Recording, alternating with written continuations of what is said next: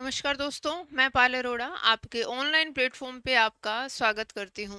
जैसे कि कल हमने देखा कि स्वामी विवेकानंद जी के विचार देखे थे, हमने स्वामी दयानंद सरस्वती जी के विचार देखे थे शिक्षा को लेकर। तो आगे उसी टॉपिक को कंटिन्यू करते हैं और आज अरविंदो घोष जो हैं उनके विचारों के बारे में अपन देखेंगे कि उन्होंने एजुकेशन से रिलेटेड अपनी क्या थॉट प्रोसेस दिया है।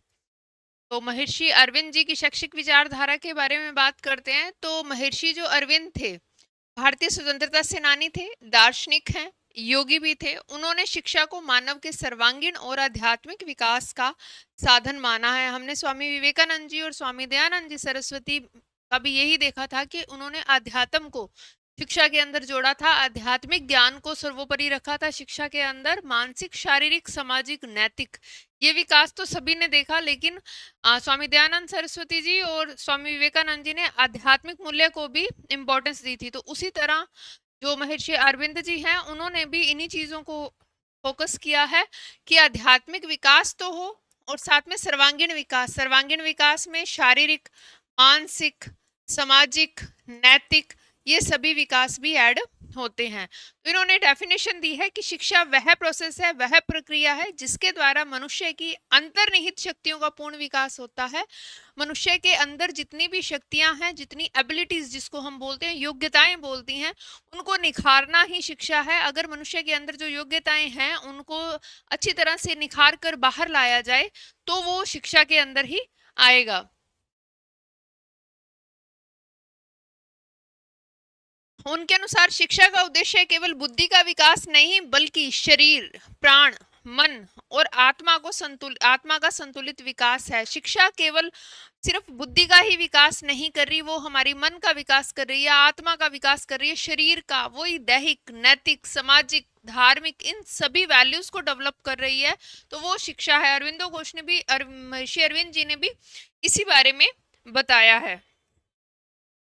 इन्होंने कुछ उद्देश्य बताए कि क्या क्या एम है। सबसे पहला उद्देश्य रहता है सर्वांगीण विकास। सर्वांगीण विकास के अंदर मनुष्य का शारीरिक, मानसिक, बुद्धि, आत्मा सबका एग्रीगेट विकास करना होता है, वही सर्वांगीण विकास कहलाता है। और शिक्षा से व्यक्ति आत्मा और परमात्मा के संबंध को जाने, जिसको हम बोलते हैं आध्यात्मिक विकास।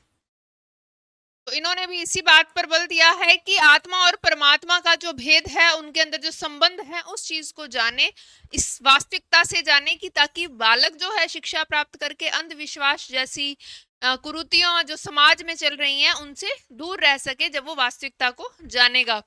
फिर है जीवन का अंतिम लक्ष्य दिव्यता प्राप्त करनी होती है, जिसको हमने वैदिक विचारधारा का इन्होंने बेस लिया है। जैसे हमारी वैदिक विचारधारा के अंदर शिक्षा का अंतिम लक्ष्य क्या था, मोक्ष की प्राप्ति करना, तो वही अंतिम लक्ष्य क्या है हमारा, दिव्यता की प्राप्ति करना। वही शब्द है, बस शब्दों का चयन थोड़ा सा अलग अलग कर दिया गया है। वहां पर मोक्ष प्राप्ति था, कैवल्य प्राप्ति था, और यहाँ पर दिव्यता प्राप्ति के बारे में बताया है। मतलब ईश्वर की समझ आ जाए, आत्मा क्या है और परमात्मा क्या है। राष्ट्रीयता और मानवता का विकास। शिक्षा ऐसी होनी चाहिए जिससे राष्ट्र प्रेम की भावना बढ़े, विश्व बंधुत्व की भावना बढ़े। मतलब ऐसी शिक्षा होनी चाहिए जिससे देश की एकता और अखंडता पर कोई प्रभाव ना पड़े। ऐसा ना हो कि देश की एकता के ऊपर सवाल आ जाए, देश की जो अखंडता है, हमारा जो कॉन्स्टिट्यूशन बना हुआ है, उसके ऊपर कोई सवाल आ जाए। तो ऐसी शिक्षा होनी चाहिए जिससे देश प्रेम, देश हित, देश कल्याण की भावना बालक के अंदर जागृत रहे। चरित्र निर्माण हो बालक का। शिक्षा का मुख्य एम क्या है, चरित्र निर्माण। शिक्षा से व्यक्ति में साहस, आत्म संयम, सत्यनिष्ठा और नैतिक मूल्यों का विकास हो। सृजनात्मकता बालक के अंदर आ जाए और स्वतंत्रता की भावना आ जाए। बालक आत्म संयम रख सके। शिक्षा बालक को अपनी मौलिक प्रतिभा, जो मूल के अंदर है उसकी प्रतिभा, उस एबिलिटी को और रचनात्मक शक्ति को विकसित करने का अवसर देती है। तो शिक्षा के एम क्या क्या है, क्या क्या उद्देश्य है, क्या क्या किस किस पर्पज से शिक्षा ली जानी चाहिए। तो पहला उद्देश्य रहता है कि सर्वांगीण विकास, मानसिक, सामाजिक, दैहिक सभी तरह का एग्रीगेट विकास हो। दूसरा आध्यात्मिक विकास हो, आत्मा और परमात्मा के संबंध को जान सके, जीवन के अंतिम लक्ष्य को पहचान सके। राष्ट्रीयता और मानवता का विकास हो, राष्ट्र प्रेम, राष्ट्र हित, राष्ट्र कल्याण के बारे में बालक के अंदर भावनाएं डेवलप हो। चरित्र निर्माण, व्यक्ति के अंदर साहस का डेवलपमेंट हो, अपनी मौलिक प्रतिभा को वो जान सके, अपने अंदर जो आत्म संयम है उन चीजों को सीख सके, इन सब के बारे में जो मोरल वैल्यूज हैं उनको जान सके, और लास्ट में बालक की जो रचनात्मक शक्ति है वो डेवलप हो सके। शिक्षा के इन्होंने 5 स्टेजेस बताए हैं, महर्षि अरविंद ने शिक्षा के 5 स्तर बताए हैं। पहला है, 5 स्तर से होकर शिक्षा प्राप्त होती है। पहला शारीरिक विकास करना, दूसरा प्राणिक विकास करना, तीसरा मानसिक विकास, देन बौद्धिक विकास, और सबसे इंपॉर्टेंट लास्ट में आध्यात्मिक विकास। इन पांचों स्तरों को पार करके ही शिक्षा ग्रहण की जा सकती है। ये 5 स्तर अगर व्यक्ति पार कर लेता है तो वह शिक्षित है। शिक्षा का मेन जो टारगेट है, अंतिम सुख को प्राप्त करना, अंतिम आनंद को प्राप्त करना, अंतिम मोक्ष को, अंतिम कैवल्य को प्राप्त करना, तो इन 5 स्तरों से पार होकर हम उस लक्ष्य तक पहुंच सकते हैं। तो शारीरिक विकास में क्या बताया इन्होंने कि शरीर को स्वस्थ और मजबूत और अनुशासित रखना। शिक्षा के माध्यम से वहां का करिकुलम, वहां का जो सिलेबस है, वहां की जो एक्टिविटीज है, विद्या जिस स्थान पर दी जा रही है, वहां पर बालक के शारीरिक विकास पर बल दिया जाए। शारीरिक विकास के अंदर उसके शरीर को स्वस्थ बना दिया जाए, मजबूत और अनुशासित बनाना। प्राणिक विकास के अंदर आती है उसकी इच्छा शक्ति जो है उसको डेवलप करना, उसके जो इमोशंस हैं, उसके जो सेंसेशन है, उसकी जो भावनाएं हैं उनको डेवलप करना, उसकी जो संवेदनाएं हैं उनको शुद्ध करके और नियंत्रित करना। यहाँ पर एक टर्म आ जाती है, आत्म संयम करना सिखाना बालक को। आत्म संयम करना सिखाना कि सेल्फ कंट्रोल किस तरह किया जा सकता है। अगर बालक के अंदर कुछ इस तरह के इश्यूज हैं, लाइक चीज बात बात पर हाइपर हो जाना, बात बात पर एंगर इश्यूज होना, उन चीजों को कंट्रोल करना, अपनी इंद्रियों के ऊपर कंट्रोल रखना, और अपनी इच्छाएं हैं, ऐसी इच्छाएं जो बहुत ज्यादा हाइपर होता है जिसके कारण बालक, तो उन चीजों को कंट्रोल करना, आत्म संयम सीखना। मानसिक विकास के अंदर आ जाता है बुद्धि, विचार और स्मरण शक्ति का विकास आ जाएगा। बौद्धिक विकास के अंदर हम देखें तो उसकी चिंतन शक्ति और उसकी सोचने समझने की शक्ति, समस्या समाधान करने की शक्ति, इन शक्तियों का विकास हो पाए। तो उच्च स्तर की चिंतन शक्ति, विवेक और तर्क क्षमता का विकास करना। और आध्यात्मिक विकास में आत्मा और ईश्वर की एकता को पहचानना कि ईश्वर क्या है, आत्मा क्या है, उनके अंदर भेद नहीं है, वो वास्तविकता में क्या है, आत्मा और परमात्मा का संबंध क्या है, इन चीजों का ज्ञान हो जाना शिक्षा का मेन उद्देश्य है। तो महर्षि कहते हैं, महर्षि अरविंद जी कहते हैं कि इन 5 लेवल तक जब बालक पहुंच जाता है तो वह शिक्षा पूरी ग्रहण कर लेता है। शिक्षण सिद्धांत दिए इन्होंने। सबसे पहले शिक्षा को बाल केंद्रित शिक्षा ही बताया कि शिक्षा बालक के ऊपर केंद्रित है। बालक के ऊपर केंद्रित कैसी होनी चाहिए कि बालक की क्षमताओं को, बालक की एबिलिटीज को पहचाना जाए, उसको डेवलप किया जाए। टीचर का क्या रोल हो, टीचर एक मार्गदर्शक का ओनली काम करे। ऐसा ना हो कि टीचर पर आधारित शिक्षा होगी तो बालक पर वो फोकस नहीं कर पाएगा। टीचर का डेवलपमेंट भी जरूरी है, लेकिन शिक्षा जो होगी वो बच्चों के ऊपर आधारित होनी चाहिए, क्योंकि शिक्षक एक निर्माता है, भविष्य का निर्माण करने वाला है। वो उसको समाज को जिस चीज की आवश्यकता है उसको वो बना कर देना है। तो शिक्षा हमेशा बाल केंद्रित होनी जरूरी है। तो शिक्षा बाल केंद्रित होनी चाहिए। शिक्षक एक केवल मार्गदर्शक का काम करे, छात्र में छुपी हुई क्षमताओं का विकास करे, स्वतंत्र वातावरण और स्वतंत्र चिंतन पर बल दे। अगर बालक के माइंड के अंदर कुछ क्वेरीज आ रही है तो उस चीजों को शांत करने का काम टीचर्स का है। अगर बालक किसी चीज के प्रति जिज्ञासा रख रहा है तो उस जिज्ञासा को किस तरह शांत किया जा सके, उसके विचारों को किस तरह बल दिया जा सके, इन चीजों को जानना टीचर की ड्यूटी है। तो टीचर का काम ओनली मार्गदर्शक के रूप में हो, इंस्ट्रक्टर के रूप में हो, वो बालक को ओनली निर्देशन दे। अनुभव और आत्मानुभूति पर आधारित शिक्षा और योग और ध्यान के माध्यम से आत्मबल का विकास। और योग और ध्यान एक ऐसी चीज है जिससे हम आत्म संयम सीखते हैं और आत्मबल हमारे अंदर क्रिएट होता है। तो शिक्षा के अंदर इन पहलुओं को इंपॉर्टेंट रोल देना चाहिए। शिक्षक की भूमिका क्या है? शिक्षक ओनली इंस्पायर, मार्गदर्शन और गाइड का काम कर रहा है। वो एक प्रेरक का काम कर रहा है और एक मार्गदर्शक का काम कर रहा है। वह बालक को आत्मज्ञान, आत्मविश्वास का अनुभव करवाए। और शिक्षा में गुरु शिष्य परंपरा को महत्व दिया गया है, गुरुकुल परंपरा को महत्व दिया गया है। ये सारी की सारी शिक्षा वेद आधारित शिक्षा है, वेदों पर आधारित। वेद, उपनिषद, पुराण, महापुराण, ये जो हमारे हैं, हमारे जो हमारी पूंजी है, उनके ऊपर आधारित ये शिक्षा है। स्वामी विवेकानंद जी, स्वामी दयानंद सरस्वती जी, महर्षि अरविंद जी, ये सभी के सभी जो वेद आधारित हमारी शिक्षा थी उसके ऊपर बल देते हैं और आत्मा और परमात्मा के संबंध को, नैतिकता को, सामाजिक मूल्यों को, किसी भी तरह से देश प्रेम, देश की जो अखंडता है वो हार्म ना हो, देश प्रेम को बढ़ावा देते हैं। यहाँ पर स्वहित के बारे में नहीं बात की जाती, यहाँ पर आत्म संयम की बात की जाती है। तो ये जितनी भी शिक्षा हमारे को बताई गई है वो वेद आधारित है और उन्हीं पर आधारित करते हुए आगे अलग अलग थीसिस दी गई हैं। विशेष योगदान देखें तो इंटीग्रल एजुकेशन हम देखते हैं तो उसका सिद्धांत दिया इन्होंने। पौंडीचेरी के अंदर आश्रम की स्थापना की जहां शिक्षा और योग का समन्वय करवाया गया। देखो जो हमारे पास इंटीग्रल एजुकेशन है उसका कॉन्सेप्ट महर्षि अरविंद जी ने दिया था और पौंडीचेरी के अंदर इन्होंने एक आश्रम की स्थापना की गई। तो स्पेशली वहां पर शिक्षा और योग का समन्वय बनाया गया, कोऑर्डिनेशन बनाया गया कि शिक्षा और योग को एक साथ लेकर किस तरह चलना है और शिक्षा को जीवन और योग का साधन बताया। तो महर्षि अरविंद की शैक्षिक विचारधारा का मुख्य सार क्या है कि शिक्षा का लक्ष्य क्या है? मानव का पूर्ण विकास। पूर्ण विकास मतलब मानव का सर्वांगीण विकास, उसके अंदर उसका शारीरिक विकास, प्राणिक विकास, मानसिक विकास, बौद्धिक विकास और आध्यात्मिक विकास आ जाएगा। शिक्षा केवल आत्मा का ज्ञान नहीं देती, शिक्षा ओनली केवल ज्ञान नहीं देती, वो आत्मा को ईश्वर से जोड़ने का कार्य भी करती है। क्योंकि प्रत्येक प्राणी का अंतिम लक्ष्य क्या है? मोक्ष प्राप्ति। प्रत्येक प्राणी का अंतिम लक्ष्य क्या है? अंतिम आनंद की अनुभूति। प्रत्येक प्राणी का लक्ष्य है कैवल्य की अनुभूति।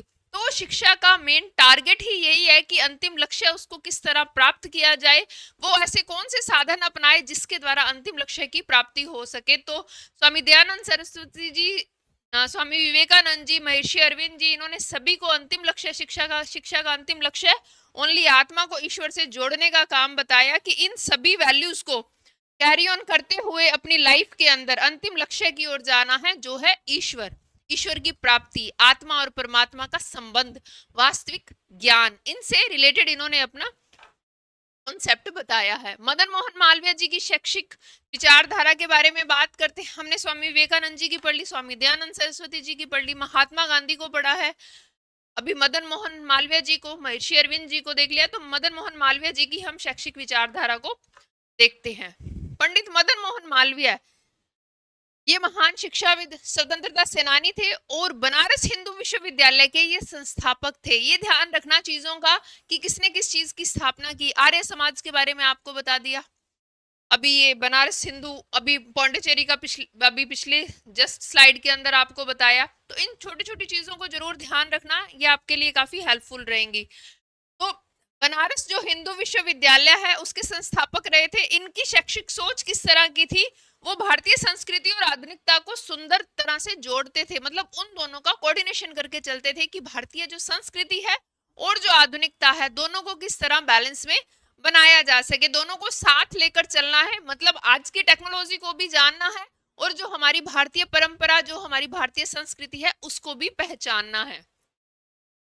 के विचार देखते हैं। सबसे पहले डेफिनेशन देखते हैं। उन्होंने कहा कि शिक्षा का उद्देश्य केवल रोजगार पाना नहीं है बल्कि मानव का सर्वांगीण विकास और राष्ट्रीय चेतना जागृत करनी है। आपने एक चीज नोटिस की होगी, जितने भी शैक्षिक विचारधाराएं हमने पढ़ी हैं तो उनका बेस क्या रहता है? सर्वांगीण विकास करना। सर्वांगीण विकास के अंदर सामाजिक, नैतिक, धार्मिक, राजनीतिक, शारीरिक सभी तरह का विकास हो जाता है। मतलब हमारे इमोशनल डेवलपमेंट की बात की जाती है, हमारे मॉरल डेवलपमेंट की बात की जाती है, हमारे फिजिकल डेवलपमेंट की बात की जाती है, इकोनॉमिकल डेवलपमेंट, सभी तरह के डेवलपमेंट जो है, हमारे जो सभी तरह का विकास है उसके बारे में बात की जाती है। तो शिक्षा का मुख्य उद्देश्य रहता है बालक का सर्वांगीण विकास करना। सिर्फ एक फैक्टर को लेकर ओनली पुस्तकीय ज्ञान नहीं देना बल्कि उसको जीवन जीने की कला को सिखाना ही शिक्षा का मेन टारगेट है। और अगर भारतीय परंपरा को इसमें साथ लेकर चलते हैं तो शिक्षा का अंतिम ध्येय क्या रहता है? कैवल्य प्राप्ति अंतिम ध्येय रहता है, मोक्ष प्राप्ति, आनंद की अनुभूति, ईश्वर और आत्मा, आत्मा और परमात्मा के अंदर संबंध को जानना। तो मदन मोहन मालवीय जी भी इसी तरह कहते थे कि शिक्षा का मुख्य उद्देश्य क्या है?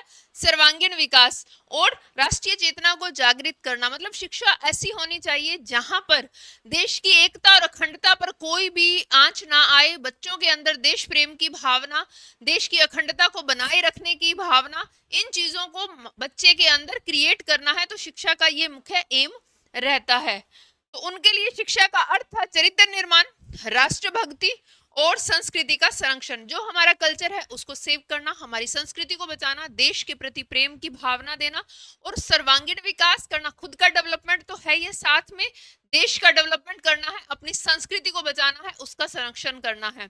देखो, एक बालक है, अगर उसका डेवलपमेंट हो रहा है तो वो बालक को शिक्षा किस चीज की दी जाएगी? जिस चीज की समाज को आवश्यकता है, जिस चीज की देश को आवश्यकता है। तो शिक्षा का टारगेट ही ऐसा होना चाहिए, शिक्षा का उद्देश्य ही, एम ही उसका ऐसा होना चाहिए कि जिन जिन चीजों की समाज को जरूरत है, आज समाज को संस्कृति के संरक्षण की जरूरत है, तो शिक्षा ऐसी दी जानी चाहिए कि बालक संस्कृति का संरक्षण कर सके। समाज को जरूरत है कि बालकों के अंदर देश प्रेम की भावना से वो ओतप्रोत रहे, तो ऐसी शिक्षा देनी चाहिए कि वो देश की अखंडता को बनाए रखें और देश प्रेम की भावना उसके अंदर हो। ऐसी शिक्षा की आवश्यकता है जिससे उनके अंदर मॉरल वैल्यूज, नैतिक मूल्य डेवलपमेंट हो। तो शिक्षा का उद्देश्य रह जाता है कि उसके अंदर नैतिक मूल्य को भर दे, सामाजिक मूल्य भर जाएं, परंपराएं, हमारे रीति रिवाज, हमारी संस्कृति, हमारा जो कल्चर है, उन सब के बारे में जाने। शारीरिक शिक्षा, योग, अध्यात्म, इन चीजों की भी आवश्यकता है। तो विद्या उसी चीज की दी जाए जिस चीज की समाज को आवश्यकता है। तो टीचर भी वही काम करता है ना, टीचर को कहा गया कि वो भविष्य का निर्माता है, वो बच्चों को ऐसी शिक्षा देगा जिससे भविष्य निर्माण हो, और ऐसा भविष्य निर्माण हो जो समाज की आवश्यकता के अनुरूप हो। अब ऐसा भविष्य तो हम नहीं चाहेंगे जो गर्त के अंदर जाए, नहीं, ऐसा भविष्य चाहेंगे जो ऊपर की ओर, हमारे को उन्नति की ओर लेकर जाए, हमारी धरोहर को बचा कर रखे। तो ऐसा भविष्य हम भी चाहेंगे। तो विद्या के अंदर, शिक्षा के अंदर ऐसे ही वैल्यूज को दिया जाता है, ऐसे ही कॉन्सेप्ट को स्पेशल वैल्यू दी जाती है। इन्होंने शिक्षा के क्या क्या उद्देश्य बताए? सबसे पहला उद्देश्य बताया चरित्र निर्माण। देखो, किसी भी जो अपने देख रहे हैं, स्वामी दयानंद सरस्वती जी का, विवेकानंद जी का देखा, अभी अरविंदो घोष का देखा, अभी इन मदन मोहन मालवीय जी का देख रहे हैं, गांधी जी का देखा, तो सभी का मेन टारगेट क्या था? चरित्र निर्माण करना। तो बच्चे का चरित्र निर्माण मतलब उसके अंदर नैतिक मूल्यों का डेवलपमेंट करना, सामाजिक मूल्यों का, शारीरिक विकास का, ये सारी चीजें, सारे सर्वांगीण विकास का अगर ये चीजें डेवलप हैं तो चरित्र का निर्माण आसानी से किया जा सकता है। तो शिक्षा का सबसे पहला काम क्या है? अच्छे संस्कार और नैतिक मूल्यों का विकास करना, बालक के अंदर अच्छे संस्कार देना और नैतिक मूल्यों का विकास करना। सेकंड उद्देश्य रह जाता है राष्ट्रीयता का विकास। देश के भारतीय युवाओं के अंदर क्या? देशभक्ति की भावना, आत्मनिर्भरता की भावना और स्वतंत्रता के लिए बल आना चाहिए कि देश प्रेम की भावना को वो समझ सके। देश के जो नियम है, रूल रेगुलेशन है, जो कॉन्स्टिट्यूशन के अंदर कुछ अधिकार दिए हुए, कुछ कर्तव्य दिए, उनको पूरा करें। देश प्रेम की भावना को जागृत करें, देश की अखंडता को बनाए रखें, देश की अखंडता जो है हमारे पास उसको संभाल के रखें। जो स्वतंत्रता सेनानियों ने योगदान दिया है, उनके योगदान को, कंट्रीब्यूशन को संभाल कर रखें कि भाई उन्होंने हमारे लिए क्या क्या त्याग किया है, क्या क्या सैक्रिफाइस किया, उन चीजों को जाने, उनके मूल्यों को समझें। तो राष्ट्रीयता की भावना का विकास शिक्षा के अंतर्गत आता है। सांस्कृतिक उत्थान, कल्चरल, देखो सांस्कृतिक उसको अपलिफ्ट करना भी बहुत ज्यादा जरूरी है। भारतीय संस्कृति में धर्म परंपराओं की रक्षा और विकास शिक्षा का माध्यम से ही की जा सकती है। भारत की जो संस्कृति है, भारत की वैदिक संस्कृति, पूरा का पूरा जो वेदों के अंदर लिखा हुआ है, हमारे वेद, पुराण, उपनिषद, ये सारे जो जो चीजें बताते हैं वो एक साइंटिफिकली हैं। कोई भी आप वेद उठा लो, कोई भी पुराण उठा लो, कोई भी उपनिषद उठा लो, कोई भी धार्मिक ग्रंथ इस तरह का उठा लो, उसमें कोई भी ऐसी बात नहीं होगी जो साइंटिफिकली प्रूवन ना हो। उन चीजों को प्रूव करने के लिए हमारे जो ग्रह नक्षत्र किस तरह चल रहे हैं, आज साइंस ने बहुत टाइम बाद इन चीजों का इन्वेंशन किया, लेकिन हमारे वेदों पुराणों के अंदर काफी समय पहले ये चीजें बता दी गई थी। तो काफी साइंटिफिकली है हमारे वेद पुराण।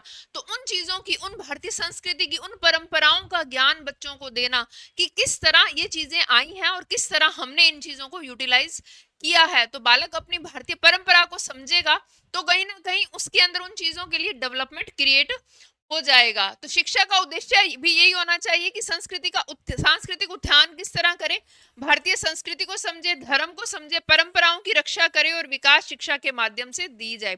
और धार्मिक सहिष्णुता, देखो शिक्षा सभी धर्मों के प्रति सम्मान की शिक्षा दे। जैसे हमारे कॉन्स्टिट्यूशन में सर्वधर्म समानता, इन चीजों को माना जाता है कि सभी धर्मों का हमें आदर करना है। तो उन चीजों को मानते हुए, उन चीजों को समझते हुए बालक धर्म की जो वैल्यू है उस चीज को समझे। तो ये भी शिक्षा का उद्देश्य, सभी के प्रति समानता रखे और सहिष्णुता का भाव रखे। स्त्री शिक्षा का प्रसार, जैसे स्वामी विवेकानंद जी ने, स्वामी दयानंद सरस्वती जी ने स्त्री शिक्षा पर बल दिया था। तो स्त्री, मालवीय जी ने भी नारी शिक्षा के ये प्रबल समर्थक थे। ये मानते थे कि राष्ट्र की उन्नति बिना स्त्री शिक्षा के संभव नहीं है। अगर देश को डेवलप करना है तो स्त्री शिक्षा बहुत ज्यादा इंपॉर्टेंट रोल प्ले करती है। आधुनिक ज्ञान व विज्ञान, वो कहते थे कि ओनली प्राचीन परंपरा को लेकर नहीं चलना, हमने आधुनिक ज्ञान को भी साथ लेकर चलना है, जो भी टेक्नोलॉजी है उन चीजों को साथ लेकर चलना है और साथ में दोनों का कोऑर्डिनेशन बिठाकर बालकों को नॉलेज देना है। शिक्षा केवल पारंपरिक विषयों तक सीमित ना रहकर विज्ञान, तकनीकी और आधुनिकता विषयों को भी समाहित करे। तो इन्होंने कुछ सिद्धांत दिए। पहला दिया, भारतीय संस्कृति आधारित शिक्षा होनी चाहिए। पाश्चात्य ज्ञान के साथ साथ भारतीय मूल्यों का भी योगदान उसके अंदर होना चाहिए। ये नहीं कि ओनली पाश्चात्य संस्कृति को हम पढ़ें। देखो, सभी प्रकार की भाषा का ज्ञान होना जरूरी है, सभी प्रकार की संस्कृति का ज्ञान हमें होना चाहिए, लेकिन हमने अपनी संस्कृति को सब सर्वोपरि रख के उन चीजों का सम्मान करना भी हमें आना चाहिए। तो नॉलेज कहीं से भी मिले वो ग्रहण कर लेना चाहिए, क्योंकि नॉलेज कभी ना कभी आपके काम ही आएगा। तो मदन मोहन मालवीय जी भी इसी बात को समर्थित करते थे कि पाश्चात्य ज्ञान के साथ साथ पाश्चात्य ज्ञान हो आपको आवश्यक है, लेकिन उसके साथ साथ भारतीय मूल्यों का भी समावेशन होना चाहिए। सर्व शिक्षा के बारे में इन्होंने बात की। वही स्वामी विवेकानंद जी ने भी गरीबों के प्रति शिक्षा, स्त्री शिक्षा को बढ़ावा दिया था और सर्व शिक्षा की बात की थी। तो सभी वर्गों व जातियों के लिए शिक्षा का अधिकार दिया जाए। धर्मनिरपेक्षता की बात की। धार्मिक शिक्षा तो हो पर किसी एक धर्म के लिए पक्षपात ना हो, मतलब धार्मिक शिक्षा दी जाए लेकिन किसी एक धर्म को बढ़ावा ना दिया जाए, क्योंकि हमारे कॉन्स्टिट्यूशन के अंदर साफ साफ लिखा हुआ है सर्वधर्म समानता, सभी धर्म समान रूप से महत्व रखते हैं। जिसका जो कल्चर है उसी के अकॉर्डिंग वो धर्म का आदर करे। किसी के ऊपर किसी प्रकार की बंदिश ना लगाई जाएगी, इस धर्म को आपको मानना कंपलसरी है। इस स्कूल में आप पढ़ रहे हो, इस विद्यालय में पढ़ रहे हो, तो यहाँ पर यही धर्म माना जाएगा। तो विद्यालय के अंदर धार्मिक शिक्षा इस प्रकार की ना दी जाए कि किसी के ऊपर किसी प्रकार की बंदिश लगे। सिद्धांत और व्यवहार का मेल होना चाहिए, मतलब शिक्षा जीवन ओनली किताबों का ज्ञान नहीं देना चाहिए, सिद्धांतिक ज्ञान ओनली किताबों का ज्ञान नहीं दिया जाना चाहिए। वह सिद्धांत लाइफ पर भी अप्लाई करें, व्यवहारिक रूप से भी काम करें। उनका ज्ञान इस तरह देना चाहिए कि सिद्धांतिक और व्यवहारिक दोनों पक्ष साथ साथ चलें, तब ऐसा ज्ञान देना चाहिए। फिर शिक्षण पद्धति इन्होंने कैसे अपनाई? अनुभव और प्रयोग के आधार पर शिक्षा होनी चाहिए। गुरु शिष्य परंपरा का इन्होंने सम्मान किया, अनुशासन और नैतिकता पर बल दिया और सामूहिक कार्य और राष्ट्रीय सेवा से सीखने की प्रेरणा दी। उन्होंने वही गुरु शिष्य परंपरा पर बल दिया। वही पीछे जो हमने स्वामी विवेकानंद जी और स्वामी दयानंद सरस्वती जी का भी देखा था, उन्होंने भी गुरु शिष्य परंपरा पर बल दिया था। तो आपस में ये कहीं ना कहीं एक दूसरे से सेम वही बातें रहती हैं। माइनर सा डिफरेंस है कि इनका कंट्रीब्यूशन क्या रहा, वो हमें ध्यान रखना है। शिक्षक की भूमिका क्या है? तो टीचर को ऐसा होना चाहिए कि वो एक ऐसा आइडियल हो जो चरित्रवान हो और देशभक्त होना चाहिए। आज अगर किसी को कोई चीज बताई जा रही है, अगर मैं वो खुद अप्लाई नहीं करूंगी तो क्या आप उम्मीद करती हूँ कि सामने वाला उस चीज को मेरी बात मानकर अप्लाई करेगा? नहीं। तो सबसे पहले टीचर को खुद देशभक्त होना चाहिए, देश के प्रति प्रेम, देश की अखंडता को बनाए रखने वाला होना चाहिए। तब वो बच्चों को शिक्षा दे सकता है कि आप देश की अखंडता में अपना योगदान दो, आप देश प्रेम की भावना से ओतप्रोत रहो, आप इन चीजों को फॉलो करो। तो टीचर का चरित्रवान होना और देशभक्त होना सबसे ज्यादा जरूरी है, तभी वो बच्चों को चरित्रवान और देशभक्त बना पाएगा। शिक्षक केवल ज्ञानदाता नहीं बल्कि मार्गदर्शक व प्रेरणा स्रोत भी रहे, मतलब मार्गदर्शन करने वाला होना चाहिए और इंस्पायर करने वाला होना चाहिए बच्चों को। ओनली किताबी ज्ञान देने वाला टीचर नहीं होना चाहिए। तो टीचर का ये रोल इन्होंने बताया। योगदान इनका देखते हैं, अभी शुरू में ही बता दिया था कि बनारस हिंदू विश्वविद्यालय की 1916 में इन्होंने स्थापना की और आज एशिया का सबसे बड़ा आवासीय विश्वविद्यालय है ये। सबसे बड़ा, आज पूरे एशिया की बात करें तो पूरे एशिया का सबसे बड़ा आवासीय विश्वविद्यालय आज है ये। तो इस बात को ध्यान रखना, 1916 के अंदर ये बना हुआ है। भारतीय संस्कृति और आर्थिकता विज्ञान को मिलाने वाले शैक्षिक मॉडल इन्होंने प्रस्तुत किए। स्त्री शिक्षा और हर वर्ग तक शिक्षा पहुंचाने का इन्होंने कार्य किया। तो मालवीय जी की शैक्षिक विचारधारा के बिंदु मेनली क्या है? चरित्र निर्माण, राष्ट्रभक्ति, सांस्कृतिक संरक्षण, स्त्री शिक्षा, धार्मिक सहिष्णुता और आधुनिक विज्ञान। तो मदन मोहन मालवीय जी को शॉर्ट टर्म के अंदर अपन बताएं कि उन्होंने क्या क्या योगदान दिया। तो सबसे पहले स्त्री शिक्षा को उन्होंने बताया, चरित्र निर्माण को बताया, राष्ट्रभक्ति को बताया, संस्कृति संरक्षण को बताया, धार्मिक सहिष्णुता को बताया और आधुनिकता के साथ समन्वय को इन्होंने बताया। तो ये मदन मोहन मालवीय जी का कंट्रीब्यूशन था शिक्षा के लेकर। अब भारत में बात करते हैं, जो हायर एजुकेशन है, उच्च शिक्षा है, उसके लिए क्या क्या प्रॉब्लम आती है, आज समाज के अंदर क्या क्या प्रॉब्लम है कि भारत की उच्च शिक्षा प्रणाली जो है उसमें कहाँ कहाँ प्रॉब्लम आ रही है, उन प्रॉब्लम का सोल्यूशन किस प्रकार हम कर सकते हैं उसके बारे में देखते हैं। शिक्षा के बारे में हमने स्वामी विवेकानंद जी के विचार पढ़ लिए, स्वामी दयानंद सरस्वती जी के, गांधी जी के, मदन मोहन मालवीय जी के, महर्षि अरविंद जी के, ये अलग अलग विचार इनके पढ़ लिए कि शिक्षा के संदर्भ में क्या क्या विचार थे। इनको फिर से आप एक बार रिकॉल कर लीजिएगा। और अभी देखते हैं हम भारत में उच्च शिक्षा। भारत में उच्च शिक्षा की वर्तमान स्थिति क्या है, करंटली क्या सिचुएशन है।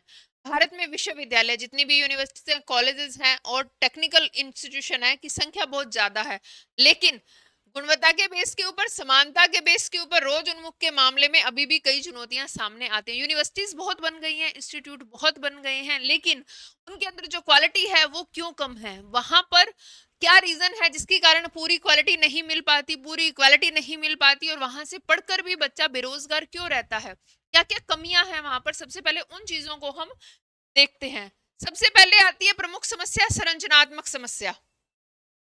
देखो, विश्वविद्यालय और कॉलेज तो बहुत ज्यादा हैं, लेकिन उनमें सुविधाओं जैसे प्रयोगशालाओं और पुस्तकालयों की कमी है। वहां पर लैब्स नहीं है, लाइब्रेरीज नहीं है, जिसके कारण बच्चों को पूरी फैसिलिटी नहीं मिल पाती। कई संस्थानों में आधुनिक तकनीक नहीं है, नई टेक्नोलॉजी नहीं है। रिसर्च किए जा रहे हैं तो वहां की फैसिलिटी पूरी नहीं है, वहां की पूरी सुविधाएं उपलब्ध नहीं हो पाती, जिसके कारण बच्चा पूरी तरह से अपना वर्क एफर्ट नहीं लगा पाता। और अब वो वर्क एफर्ट नहीं लगा पा रहा अपना पूरा, तो जिसके कारण वो रोजगार उन्मुख जिसको अपन बोलते हैं, तो वो उसके काम नहीं आ पा रही, क्योंकि पूरी नॉलेज नहीं मिल पा रही बालक को। बालक उस चीज की शिक्षा ले रहा है, लेकिन अभाव के कारण वो शिक्षा के अंदर पूरा रूप से पारंगत नहीं हो पाता, पूरी रूप से पूरा अपना 100% नहीं दे पाता, जिसके कारण बाद में कहाँ कहीं ना कहीं उसे प्रॉब्लम आती है। गुणवत्ता से संबंधित समस्याएं देखें तो कुछ संस्थान हैं जैसे आईआईटी, एम्स आदि, ये जो विश्व स्तरीय के हैं, जबकि अधिकांश संस्थान तो बहुत पिछड़े हुए हैं। ये कुछ संस्थान हैं जो पूरी तरह डेवलप है, लेकिन अलग, क्योंकि ये वर्ल्ड लेवल के हैं, तो लेकिन अधिकांश संस्थाएं बहुत पिछड़े हुए हैं। रिटर्न प्रणाली और पुराना पाठ्यक्रम आज भी चल रहा है, बच्चों को उन्हीं पुराने ढर्रे से पढ़ाया जा रहा है, उन्हीं पुराने तरीकों से बताया जा रहा है, नई टेक्नोलॉजी नहीं अपनाई जा रही, जिसके कारण बालक को नई टेक्नोलॉजी के बारे में नॉलेज ही नहीं हो पाता। और नॉलेज नहीं हो पाता तो उस वहां से स्टडी करने के बाद क्या प्रॉब्लम रहती है कि बालक रोजगार की तलाश के अंदर घूमता रहता है, और रोजगार नहीं मिल पाता क्योंकि पुराने ढर्रे से वो पढ़ रहा है, नई टेक्नोलॉजी का नॉलेज ही नहीं है उसे, तो वो रोजगार नहीं प्राप्त कर पाता। फिर है शिक्षकों से जुड़ी समस्याएं देखें तो योग्य और प्रशिक्षक टीचर्स की कमी है, शोध करने और नवाचार के लिए अवसरों की कमी मिलती है, और शिक्षण पद्धति अभी भी पारंपरिक है, तकनीकी पर आधारित नहीं है। मैं वही कह रहा हूं, पुराने ढर्रे से काम किया जा रहा है। जो पारंपरिक तकनीकी चल रही है, जो पुरानी टेक्निक चल रही है, जिस तरीके से पढ़ाया जाता था, लेक्चर दे दिया, बच्चे ने सुन लिया, ठीक है, बच्चे ने पढ़ लिया, तो वो टेक्निक अपनाई जा रही है, जिसके द्वारा बच्चा पूर्ण 100% अपना एफर्ट नहीं दे पाता।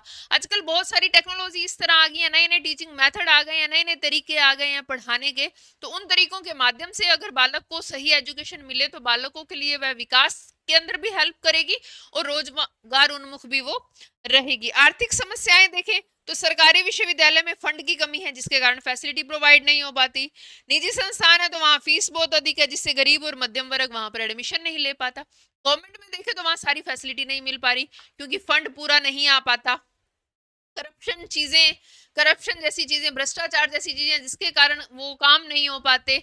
और निजी संस्थाओं की बात करें तो वहाँ फीस इतनी ज्यादा है कि गरीब तबके का जो वर्ग का लोग है, मिडिल क्लास के जो लोग हैं, गरीब लोग हैं, वो वहां पर एडमिशन ही नहीं ले पाते, इतना फीस ही दे नहीं पाते, जिसके कारण वहां पर उनको नॉलेज नहीं मिल पाती। शोध और नवाचार की कमी देखें, शोध कार्य पर कम ध्यान दिया जाता है, रिसर्च पेपर है उनकी क्वालिटी कमजोर है, उद्योग और विश्वविद्यालयों के बीच तालमेल नहीं बैठता। मतलब यूनिवर्सिटीज ऐसी एजुकेशन दे जो किसी इंडस्ट्रीज के काम आए, तो इंडस्ट्री है जो यूनिवर्सिटीज है उनके बीच में बैलेंस ही नहीं बैठ पा रहा, जिसके कारण वो कनेक्शन नहीं हो पाता, और जिसके कारण बच्चों को रोजगार नहीं मिल पाता। बेरोजगारी और शिक्षा का संबंध, उच्च शिक्षा रोजगार उन्मुखी नहीं है, मतलब हायर एजुकेशन आप ले लो, लेकिन श्योरिटी नहीं है कि उस एजुकेशन को लेकर आपको रोजगार मिल जाएगा, उस एजुकेशन को लेकर आप अपना परिवार चला सकते हो। तो रोजगार उन्मुखी नहीं है जो हमारी हायर एजुकेशन है। सबसे बड़ी प्रॉब्लम ये रहती है, छात्र पढ़ाई पूरी करने के बाद भी नौकरी के लिए संघर्ष करते रहते हैं। उसने पूरी पढ़ाई कर ली है अपनी, लेकिन फिर भी उसे रोजगार नहीं मिल पा रहा, नौकरी के लिए वो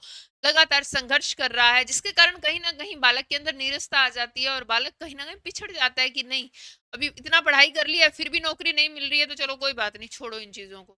तो कहीं ना कहीं बालक जो है, जो स्टूडेंट्स हैं, हायर एजुकेशन लेने के बाद भी रोजगार को प्राप्त नहीं कर पाते। असमानता, ग्रामीण और शहरी क्षेत्रों में शिक्षा की सुविधाओं में बहुत अंतर है। गरीब और दलित, पिछड़े वर्ग, महिलाओं की भागीदारी अपेक्षाकृत कम है। वही, क्योंकि फैसिलिटी सारी प्रोवाइड नहीं हो पाती, प्राइवेट इंस्टीट्यूट है, जितने भी प्राइवेट इंस्टीट्यूट हैं उनके अंदर फीस बहुत ज्यादा है, जिसके कारण लोग वहां जा नहीं पाते, पढ़ नहीं पाते, या फिर दूरी ज्यादा है तो आना जाना प्रॉब्लम होती है। और जो गवर्नमेंट है वहां पर फंड की कमी के कारण सारी फैसिलिटी प्रोवाइड नहीं हो पाती, जिसके कारण वहां पर एडमिशन नहीं हो पाते। मेरिट एजुकेशन का जो लेवल है वो बहुत डाउन हो गया है, जिसके कारण ये प्रॉब्लम्स आ रही हैं। समाधान किस तरह कर सके? सबसे पहले संरचना और सुविधा में सुधार किया जा सके, आधुनिक प्रयोगशालाएं बनाई, प्रत्येक यूनिवर्सिटी के अंदर, प्रत्येक कॉलेज के अंदर कुछ मापदंड हैं वो फिक्स कर दिए जाएं, कुछ स्केल फिक्स कर दिए जाएं, जिसके द्वारा लैब का होना जरूरी है, लाइब्रेरी का होना जरूरी है, और डिजिटल संसाधन उपलब्ध करवाने आवश्यक कर दिए जाएं। ग्रामीण क्षेत्रों में शिक्षा के लिए संस्थानों की संख्या बढ़ा दी जाए। गांव के अगर लोग वहां दूर स्थान पर नहीं जा पा रहे तो गांव के अंदर ऐसी फैसिलिटी प्रोवाइड करवा दी जाए कि उन्हें वो नॉलेज वहीं प्राप्त हो जाए। गुणवत्तापूर्ण शिक्षा दी जाए। पाठ्यक्रम इस तरह का होना चाहिए कि अगर वो हायर एजुकेशन बच्चा क्लियर करके आया है तो वो रोजगार उन्मुख हो, मतलब उससे उसको काम मिल जाए, रोजगार मिल जाए। कौशल आधारित बनाया जाना चाहिए। हायर एजुकेशन को स्किल डेवलपमेंट के अंदर काम में लेना चाहिए, कि उसके अंदर स्किल डेवलपमेंट सिखाया जाना चाहिए, कि बालक कोई ना कोई स्किल सीखेगा जिससे वो बेरोजगार नहीं रहेगा, मतलब अपना कम से कम रोजी रोटी कमा सकता है वो। रिटर्न प्रणाली की जगह प्रोजेक्ट मेथड, प्रैक्टिकल मेथड और रिसर्च आधारित अध्ययन किया जाए।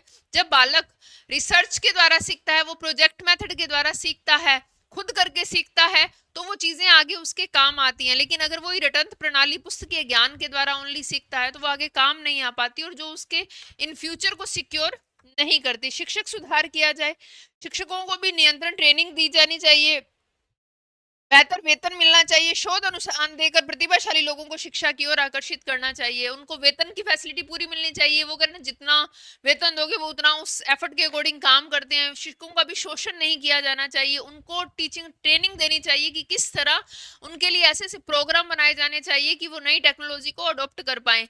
टीचर लगा हुआ है, गवर्नमेंट है, हाई शिक्षा हाई एजुकेशन के अंदर है, लेकिन टेक्नोलॉजी हर टाइम बाद नहीं आती है, तो उसे अगर उसका नॉलेज नहीं है तो उस बारे में उसको ट्रेनिंग दी जानी चाहिए, ताकि उस टेक्नोलॉजी का यूज करके वो बच्चों को बेस्ट टू बेस्ट एजुकेशन दे पाए। और आर्थिक सुधार किया जाए, सरकारी फंडिंग को बढ़ा देना चाहिए, ताकि गवर्नमेंट कॉलेज जितने भी हैं हायर एजुकेशन के लिए, गवर्नमेंट जितनी भी यूनिवर्सिटीज हैं उनके अंदर इजीली एडमिशन हो पाए। गरीब और पिछड़े वर्ग छात्रों को छात्रवृत्ति देनी चाहिए, आर्थिक सहायता देनी चाहिए। एजुकेशन लोन को थोड़ा आसान बनाना चाहिए, ताकि अगर कोई एजुकेशन लोन लेके स्टडी करना चाहता है तो थोड़ी सी टर्म एंड कंडीशन थोड़ा फ्लेक्सिबल बना देना चाहिए, जिससे इजीली वो ले सके। शोध और नवाचार। यूनिवर्सिटीज के अंदर उद्योगों के बीच सहयोग होना चाहिए। यूनिवर्सिटीज से जो बच्चा करके आया है, अपनी हायर एजुकेशन कंप्लीट कर रहा है, तो वो ऐसे इंडस्ट्रियल एरिया के अंदर सेट हो पाए, ऐसा एजुकेशन यूनिवर्सिटीज के अंदर और कॉलेजेस के अंदर दिया जाना चाहिए। वही कि रोजगार उन्मुख होनी चाहिए एजुकेशन। उच्च शिक्षा संस्थानों में रिसर्च फंड को बढ़ा देना चाहिए। रोजगार और कौशल विकास। उच्च शिक्षा के साथ साथ व्यवसायिक प्रशिक्षण भी साथ में होना चाहिए, वही स्किल डेवलपमेंट साथ में होना चाहिए। बालकों को ओनली सिर्फ किताबी ज्ञान नहीं देना चाहिए, उनके अंदर ऐसी स्किल को डेवलप करना चाहिए जिससे अगर वो अपनी हायर एजुकेशन को कंप्लीट कर लेते हैं तो उसके बाद उन्हें रोजगार आसानी से प्राप्त हो सके, क्योंकि उनमें इतना स्किल हो जाना चाहिए। तो उच्च शिक्षा के साथ साथ व्यवसायिक प्रशिक्षण को जोड़ना चाहिए।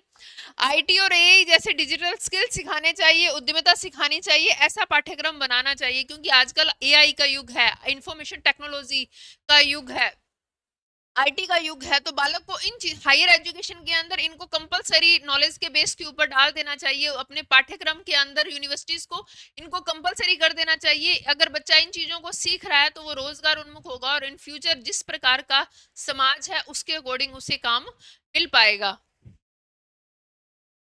समानता और पहुंच। ग्रामीण क्षेत्रों में वंचित वर्गों के लिए विशेष योजनाएं बनानी चाहिए। स्त्री शिक्षा और पिछड़े वर्ग की शिक्षा को बढ़ावा देना चाहिए, और ऑनलाइन शिक्षा को बढ़ावा देना चाहिए, ताकि अगर दूरस्थ स्थानों पर बालक नहीं जा पा रहा अपनी हायर एजुकेशन के लिए तो ऑनलाइन प्लेटफॉर्म उसे मिले, जिसके द्वारा सारी एजुकेशन वो मिले। जैसे ई लर्निंग, मॉक टेस्ट, स्वयं को सुलभ बना देना चाहिए। ऐसे कुछ ऐप गवर्नमेंट के द्वारा खोले गए हैं, उनके माध्यम से बालक हायर एजुकेशन को भी इजीली प्रोवाइड कर सके अपने पास। तो भारत में उच्च शिक्षा के सामने अनेक चुनौतियां हैं, जैसे गुणवत्ता की कमी, शोध का अभाव, रोजगार उन्मुखता, सबसे बड़ी प्रॉब्लम यही है, असमानता और आर्थिक कठिनाई। समाधान है कि बेहतर बुनियादी ढांचा बना दिया जाए, वहां पर शिक्षक प्रशिक्षण दिया जाए, शोध और नवाचार को बढ़ावा दे दें, रोजगार उन्मुख बना दें शिक्षा को, और सभी वर्गों के लिए समान अवसर दे दें। जहां पर प्रॉब्लम है तो सोल्यूशन भी है। करना, जब प्रॉब्लम क्रिएट होती है तो उसका सोल्यूशन साथ में ही बन जाता है। तो अगर प्रॉब्लम है हायर एजुकेशन में तो उसका सोल्यूशन भी किया जा सकता है, तो उसके माध्यम से शिक्षा को बेहतर बनाया जा सकता है। तो तभी वो शिक्षा ज्ञान, कौशल और मूल्य है। उस शिक्षा किस तरह होनी चाहिए, तीन चीजों का फैक्टर इंक्लूड होना चाहिए, ज्ञान का, कौशल का और मूल्य का। वैल्यूज होनी चाहिए, नॉलेज होनी चाहिए और स्किल डेवलपमेंट सबसे ज्यादा इंपॉर्टेंट होना चाहिए। अगर संतुलन इसका बनेगा तो भारत को ज्ञान महाशक्ति बनाने में भी ये सहायक होगी। देखो, कोई भी चीज, कोई भी एजुकेशन किस लिए दी जा रही है, समाज की आवश्यकताओं को पूर्ति करने के लिए। समाज को आवश्यकता है आज टेक्नोलॉजी को जानने वाले पर्संस की, हमें बाहर से बुलाना पड़ेगा। लेकिन अगर हमारी ही एजुकेशन के अंदर इन चीजों को ऐड कर दिया जाए तो हम बेहतर भविष्य बना सकते हैं, बेहतर देश बना सकते हैं, बेहतर समाज बना सकते हैं, अगर इन चीजों को हम ऐड कर दें। तो अगर प्रॉब्लम है हायर एजुकेशन में तो प्रॉब्लम के सोल्यूशन भी हैं, अगर उन पर वर्क किया जाए तो बेहतर से बेहतर भविष्य आसानी से बनाया जा सकता है। आज के लिए इतना ही, कल अपने धर्म से रिलेटेड चीजों को पढ़ेंगे कि धर्म और शिक्षा का क्या महत्व है। Thank you for the watching.